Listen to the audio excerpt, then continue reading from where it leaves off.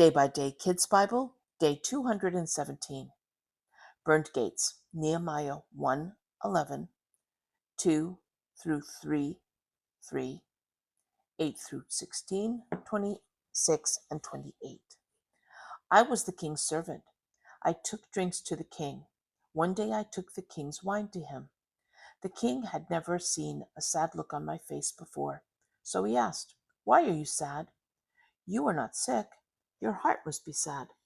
I was afraid, but I told the king, "It's because of Jerusalem. It's the city where my people lived. It's a pile of sticks and stones.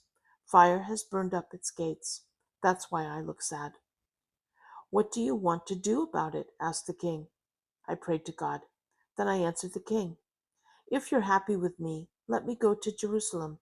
Let me build the city back up." The king was sitting beside the queen.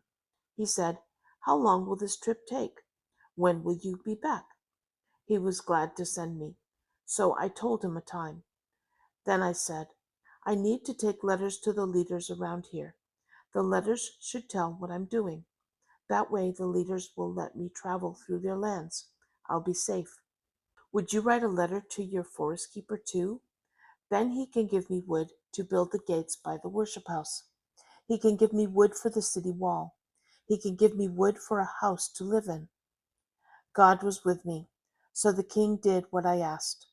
The king also sent army captains with me. He sent guards on horses too. I went to the leaders of the lands. I gave them the king's letters. Two leaders who lived close by heard about this. Their names were Sanballat and Tobiah. They were upset that someone would come to help God's people. I went to Jerusalem. I stayed there for 3 days. Then I went out into the city at night. I took a few men with me. I was the only one riding a horse.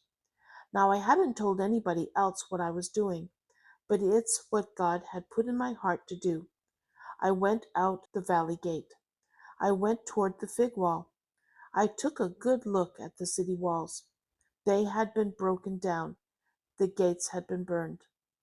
Then I went toward the fountain gate and the king's pool, but there was no room for my horse to get through.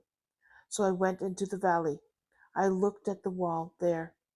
At last I came back through the valley gate. The leaders didn't know what I had done. I hadn't told any of the Jews about this.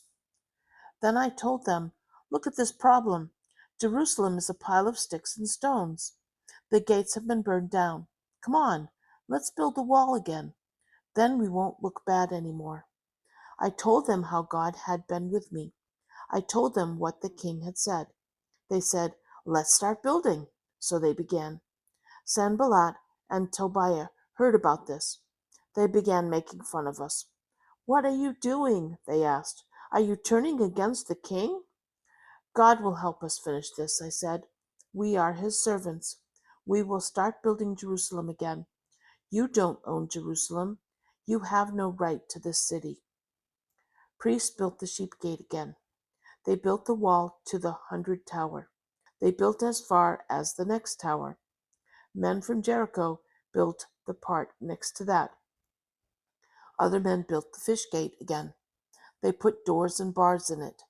Many men worked on the walls and gates. A goalkeeper worked. A perfume maker helped. They built Jerusalem up to the broad wall. Some men fixed the wall across from their houses. They built back the oven tower.